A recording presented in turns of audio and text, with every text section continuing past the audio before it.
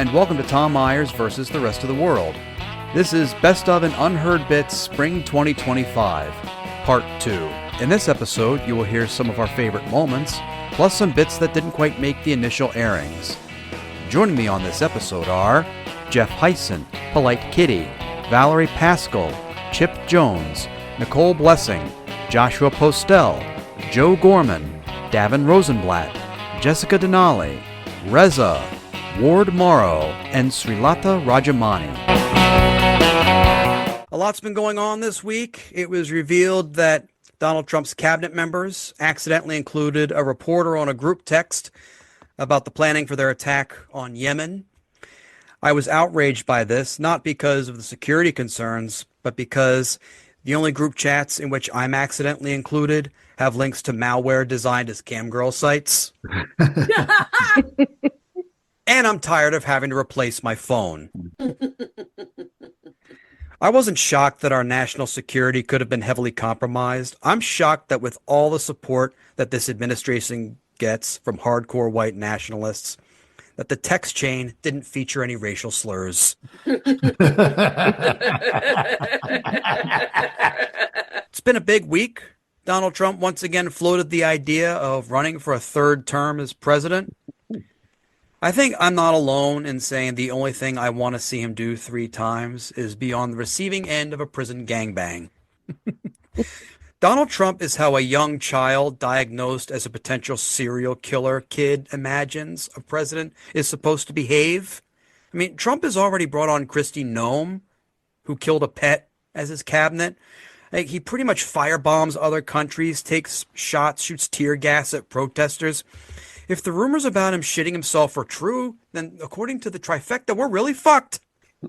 A lot's been going on since we were last on. As of recording this, it is tax day, April 15th. I owe a lot on taxes since I'm an independent contractor, but I don't plan on paying. I worked it all out, and with the cuts that Elon Musk and Donald Trump are making, I figure the IRS won't get around to auditing me until I'm 117 years old. Since we last recorded, the hands-off protests took place all over the country, and various protests have continued taking place. I think they came up with that name to troll both Donald Trump and Pete Hegseth, as hands-off is what the women they assaulted used to scream at them. With Trump's tariffs, the stock market has been crashing, slowly recovering and crashing again. It's a rough time if you have a 401k, isn't it? Like mine, for example. My 401k has been fucked more times than Jeffrey Epstein's victims. I'm going to catch a lot of shit for that one. Yes.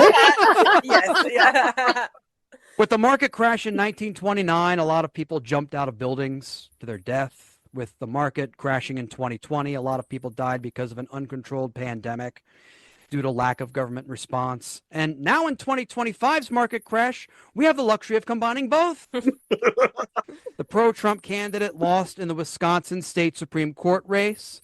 For that election, Elon Musk arrived and campaigned wearing a cheese hat. I hope the next time he campaigns somewhere, the locals tell him, here, we take buckets of shit and just dump them on our heads.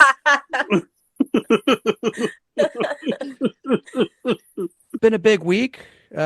We've reached 100 days since Donald Trump started his second term, and it looks like his public opinion just keeps getting worse and worse. Literally the only people who approve of any of his policies are either Trump cabinet members, people who pay for a dominatrix to hook jumper cables up to their nipples, or a combination of both. I'm presuming. Trump is basically pulling the pin on the grenade and trying to consume the contents in the hope that he'll dislodge the Big Mac that he ate in 2007. Earlier this week, we saw the funeral for Pope Francis. Trump, of course, attended, being the only head of state to wear a blue suit. It's a bit galling to see the leader of our country wearing the same color suit over and over again. He's basically like the Pee Wee Herman of world leaders. Today's secret word is austerity. It was risky for Trump to go to the Pope's funeral, if only because someone would look at him and think, oh shit, the wrong corpse is in the coffin. A lot's been going on this week. In a recent interview, when asked if he believed that he was upholding the Constitution of the United States, Donald Trump responded, "I don't know." To be fair, that is a lot more syllables than he's used to hearing. Following the funeral of Pope Francis, Trump shared an AI-generated image of himself as the Pope. I suppose you could say he qualifies a little in that he's covered up sexual assaults, but they have been against adults and women, so those are two disqualifying factors from him getting the job. But using that logic, Michael Jackson would make a better Pope than Donald Trump now, and he's dead.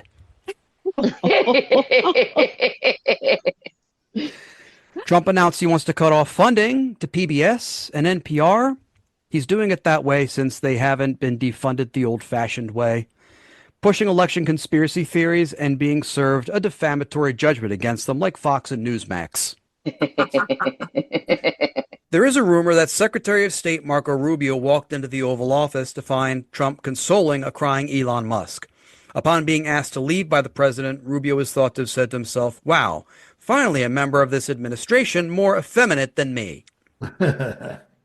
Elon Musk's disregard for Marco Rubio is as fitting as thinking ill a person of a person of color harkens back to his apartheid childhood in South Africa. Does Elon Musk want to use his vast fortune to prevent diseases? Of course not.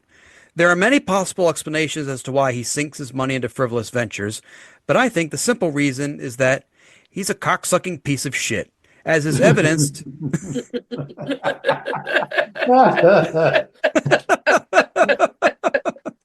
Someone had to say it on this show. This is the title of the episode. That'll get the views.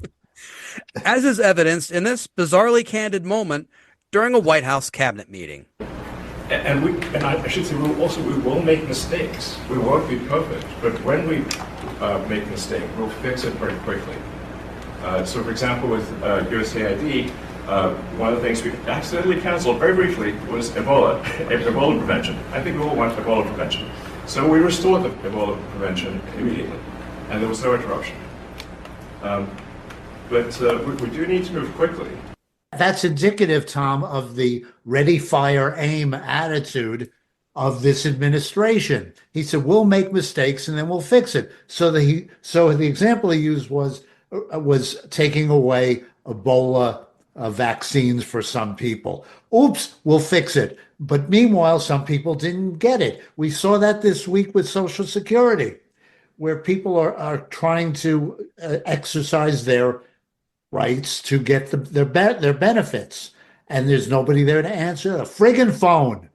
And they'll eventually rectify it. But meanwhile, tens of thousands of Americans are frustrated, angry, without their check, not getting the benefits that they worked their whole life for. And this administration goes, oops, we'll fix it. Yeah, but what are you going to do about what you just did?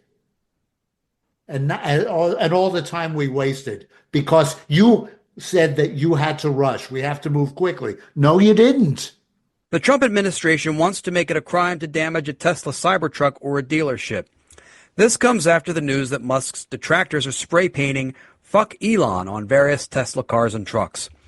People are upset, but that little decoration and alteration makes me more likely to want to drive around in one. Having not quite gotten accustomed to being seen as a dolt, Elon Musk never learned to take failures in stride, as we can see in this awkward test of the safety of windows on a Tesla Cybertruck. Franz, could you try to break this glass, please?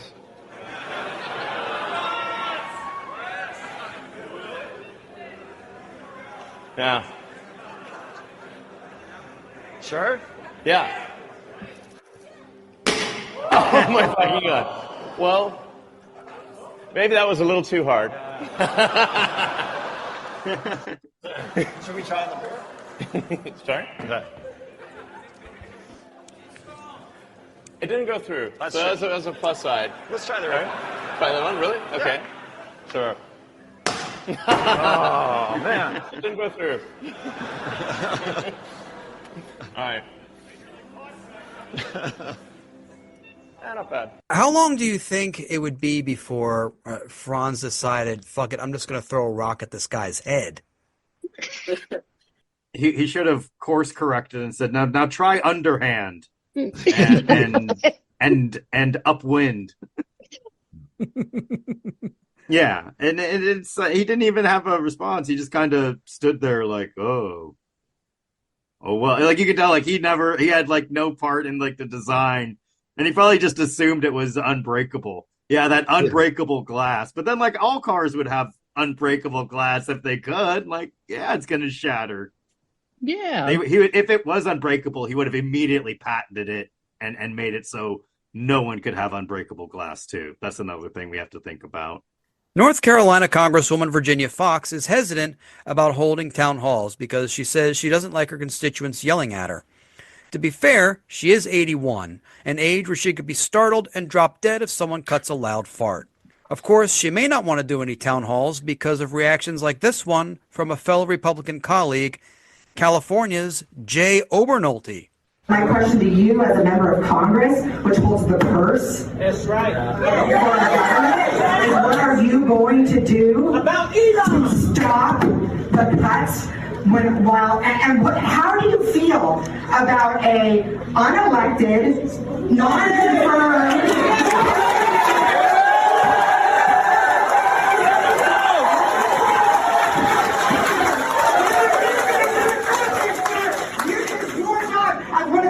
Balances of our nation.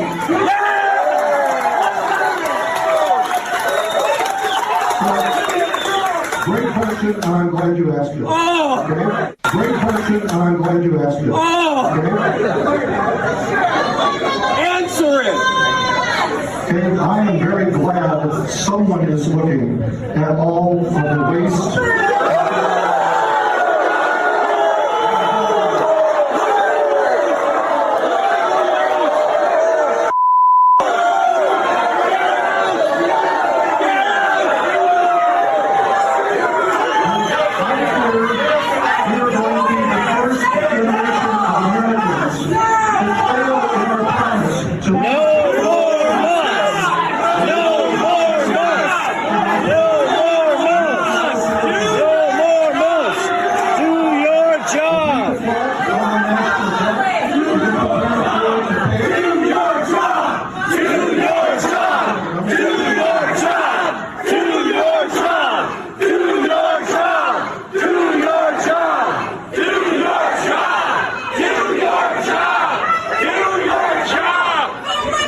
Not up to Musk. You're surrendering to billionaires, you coward!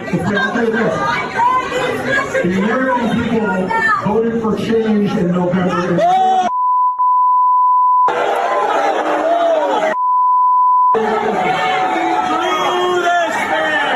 I have to say, like, I've had a lot of shows go tits up, but none were ever that bad. Let me interrupt you right there, Tom. I'm watching this. It did remind me of our tour together. So I did get a little misty-eyed. I'm like, wow, I didn't know when he filmed those shows.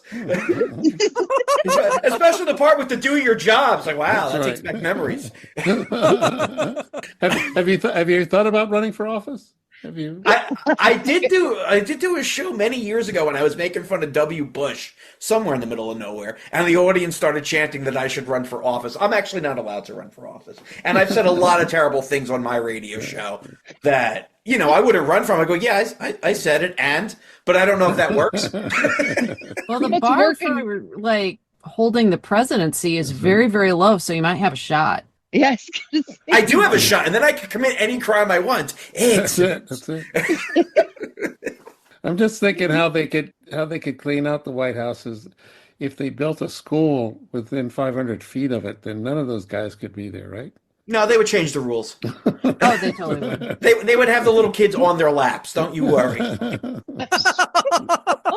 Donald Trump's senior advisor to the White House Faith Office is Paula White. She previously held the position during Trump's first term. If you think that being in the White House would preclude Paula White from potential money-making scams, then you would be sadly mistaken, as such endeavors are not so much encouraged by Trump as they are ignored.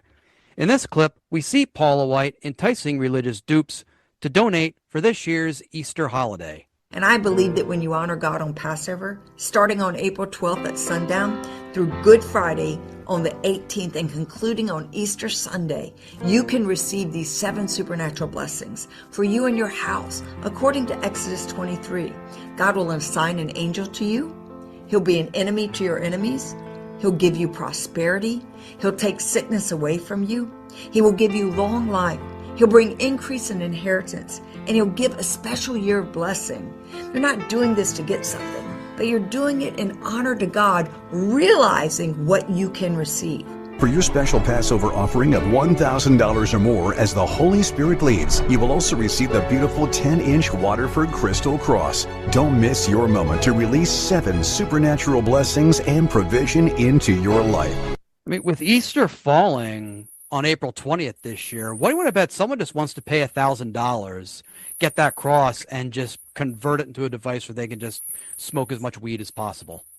I was confused why isn't Easter and Passover kind of a mashup of holidays? Well, who was her demographic for that? I was very confused. She's going for like what's known as Christian Zionists, who basically want to support Jews so that they can this whole thing with accelerationism and bring back Jesus to convert the Jews or kill us. It's like, oh, for Pete's sake. Yeah, but you're not anti-Semites, right? Right, sure. right. If anything was cringe, it was that video. And the shameless pandering to just... I'm beginning to think I'm in the wrong profession. I'm a poor guy, and I'm looking at this. I'm like, shit. If I could just buy myself some Timu Waterford crystals and sell it for $1,000, might as well. I think we just got a new business idea. I'm telling you, this is like the best thing in the world. Like, why do what I do right now? Might as well just go ahead and just peddle religion. Look, I'm a white person, was born female, but let me tell you, we love our crystals, so it's a good demographic. Republican members of Congress have not been holding town halls at the same rate as their counterparts of the Democratic Party. In fact, some Democrats have been going to Republican districts to keep Americans apprised to the goings-on in our nation's capital. This leads to the inevitable hunger of voters to hear from their representatives to the point where it comes to confrontation. Taking a different tact, South Carolina Congresswoman Nancy Mace reverses this trend and tries to fend off one of her constituents in a public place, but it goes horribly awry, as we can see in this self-made flex fail in the form of a cell phone video. I do them every year. Every year. You want to keep going? Do any more this you want year? to keep going and keep harassing me? You could have gone to a dozen town halls last year. I asked if you're doing any more this year. It was one simple question. Yeah. Are you doing a town I've hall already this year? done one. I'll do plenty Are you doing more. any more this year? It was a simple question. You're always invited. Okay, sweet. Well, look And out by for the an way, actual invitation. I voted for gay marriage twice. What does that have to do so with me? I'm just saying, it has everything to do with you. Do you think everything about me has to do with gay marriage? I do, That's absolutely. your first stance when you Yep. speak with me? Absolutely. There's no other humane If you want to get in my conversation you face can about have town me? halls, you should have shown There's up to no one other last humane year. thing you can talk about me just saying, oh, I support gay marriage. Yeah, That's the because only you're thing getting you in have my to face say. about a town hall. You All I could have just gone asked you one last year. simple question from right Would you over like here me? is if you have any plans to have more town halls this year. I have town That was halls one every year. question. I have over a dozen Okay. every year. Great. That was my entire question. You didn't have to go Yeah, into the spiel about you everything could else have. You could have come to any of them last year. Okay. And I'm I had asking over a about this year, not dozen. 2024. But Where we're were in you the year right? before that? Okay. Or the year before that? It was a simple Oh, question. I because you asked know if what? have Because you anyone that people you're on the going to left this are year or not. crazy. So I'm You're on the left. absolutely fucking crazy. I'm absolutely fucking You are. crazy. And get out of my face. You're insane. Goodbye. You're insane. Fuck you. You're gonna fuck me. You're Yep. gonna be voted Bye. out so fast this year. I I'm can't not. wait for you to fucking I'm go not. into I the won dirt. by so much. You're a disgrace to this state. That's what you are. You're a disgrace. I asked you a simple question, and you just to go on this tirade and tell me "fuck you." Yeah, fuck you. Disgusting. Get out of my face. Fuck you. How about Get out of my that? face. You're a nasty Try it bitch. again. What's your You're a name? nasty bitch. What's your You're a name? nasty bitch. That's What's my your name. name? You say "fuck me"? Yep, I That's sure the did. First thing you're gonna say to me is "fuck me" for Absolutely. asking you a Get question? the fuck out of my face. Fuck you. Now. Fuck you. Fuck you. You couldn't take me on, baby. Stay the fuck away from me. You couldn't take me on after he had just taken her on, and quite masterfully, I think. Yeah, don't take on a gay guy in Ulta. That's because for those not watching the video, that is exactly where that took place. He was on his home turf, and he defended his home turf brilliantly. I think my whole takeaway is going to be that Jeff knew what the Alta was.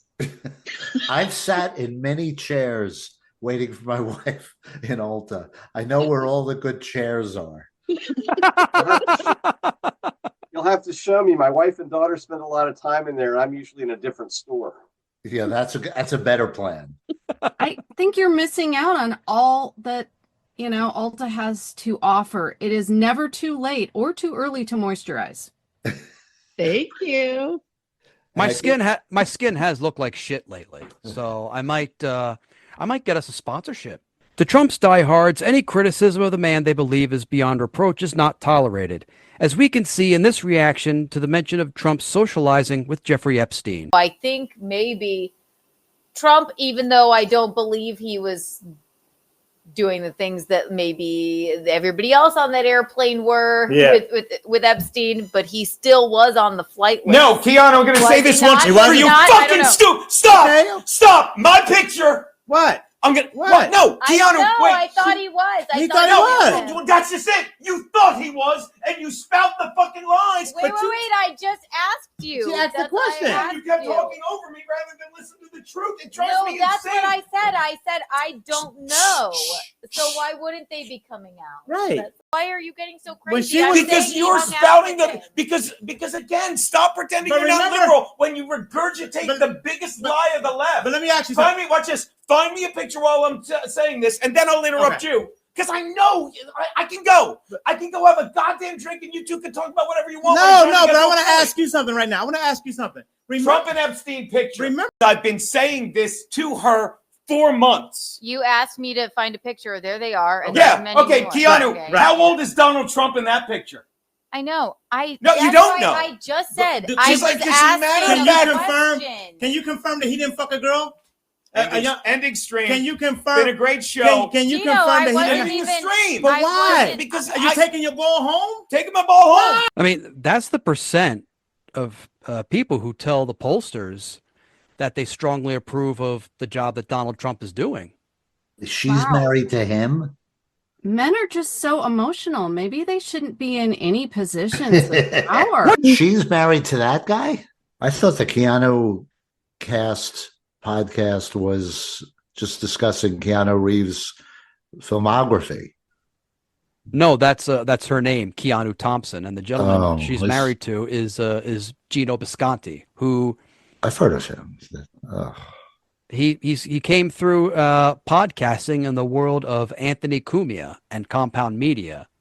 So he's another, and Anthony Cumia is another big Trump defender. So we need to start having rules on who has podcasts. This is ridiculous. No, as someone who has a podcast and is a regular on this podcast, I say to you, polite, any idiot can have a podcast. It's true. I can't argue with that. I can't argue with that at all. Be very careful out there. Donald Trump might come out with an executive order deciding who can and can't have a podcast. That's very true. True. He actually could. Yeah. We are all screwed. Despite the right-wing media's narrative to frame the deportation of immigrants in this country, even legally, some Democratic members of Congress are quick to clap back at their detractors, as we can see in this exchange with a reporter from the Daily Caller and Minnesota's representative, Ilhan Omar. Congresswoman Omar, I'm Miles Morrell with the Daily Caller News Foundation. Do you think more of your Democratic colleagues should be traveling to El Salvador to advocate on behalf of Rodrigo Garcia? I think you should fuck off. Yeah, I'm sorry, what, Congresswoman? Fuck off. Who should? You. Why me? We're not taking any questions right now, but here you go. Yeah, thanks. I love how the guy is so jaded that he's probably been told that often by women, either like individually or just in a group, like what he ran into there. That was just so satisfying to watch. Let's watch that clip again. I think it was the most polite, I think you should fuck off. Like, it should have been like, fuck fuck off, or like the finger gesture. But it was such a polite thing, a congresswoman being polite. I'm appreciating that. Well, she is a congresswoman from Minnesota, my home state, and we do politely tell people to go fuck themselves. Nice. I appreciate that manners and honesty. That's right. See, it is the upper Midwest, which is very, very different from the rest of the Midwest. I mean, I also think the Daily Caller should fuck off, but it's that close proximity to Canada. You get your politeness from them. It filters on down across the border. So yeah, but I mean, have you all seen Fargo? Of course, like the movie Fargo. Yeah. Okay. Yes. Yeah. So we're people that are comfortable with throwing others into a wood chipper. So take that with a grain of salt. I feel lazy in the Baltimore area. We just do drive-bys and then we're done. Like a wood chipper sounds like a lot of effort. You have to really. You have to go to Dundalk for the wood chipper. Ah, yeah, this is true. But once you have it, it's always there. You can pull it behind your truck. You can park it in the backyard. It's got to be always accessible. Nicole's been planning this. Yeah. She's still planning this, just in case. But before we go, I like to leave you with this final thought. Recently, a Google Street View image showed a man at his car naked, wearing only a sock over his junk. That's not the first time I've seen that on my screen, as I always see my reflection while pleasuring myself looking at porn. To get a look at the content on the other side of this heavily divided country, every so often, I spend some time on Rumble. Like YouTube, Rumble is filled with ads that could be eliminated if you pay for their premium service. I refuse to give any more money to such a fascist-pushing outlet. If I wanted to keep spending money on racists, then I would continue to buy Christmas presents for my relatives. At this rate, the only way I would attract more hate online would be if I drew a picture of the Prophet Muhammad. One of the Rumble ads I saw said, "This will make Elon Musk the world's first ever trillionaire." I didn't have to click on the ad to know the answer. Slave labor. Of course, the only people happy about the existence of Rumble, outside the people who regularly watch and enjoy their content, are general managers of AM radio stations who look at Rumble and think, finally, something more racist than our programming. As for me, I try to combat excessive negativity. Yes, it's true. And lack of empathy prevalent in this new country in which we live. Just the other day, I cracked open a fortune cookie and it read, "Patience is the secret to a joyful mood." As someone who has experienced blue balls after multiple dates, I tend to disagree. Another fortune cookie I got said, "Make it your mission to encourage acts of kindness that touch lives." The last time I tried to do that, I got kicked out of my local swingers club. So fuck that noise. Good morning, good afternoon, good luck, and good day, everybody. This episode was written and hosted by Tom Myers with panelists Jeff Hyson, Polite Kitty, Valerie Pascal, Chip Jones, Nicole Blessing, Joshua Postel, Joe Gorman, Davin Rosenblatt, Jessica Denali, Reza, Ward Morrow, and Srilata Rajamani. Theme music composed and arranged by Jeroen Vanden Hurck. Executive producers Tom Myers, Aaron Duspiva for Oddly Funny Productions, Matt Connarton for ipmNation, and Eddie Carson for Odyssey Radio. Please leave a 5-star rating and a positive review on Apple Podcasts, and don't forget to subscribe to the Patreon, patreon.com/Tom Myers, for access to ad-free episodes, extended episodes, and bonus clips. And if you're listening to this on YouTube, hit the like button and subscribe to this channel. Thank you for listening, and please visit tommyers.us.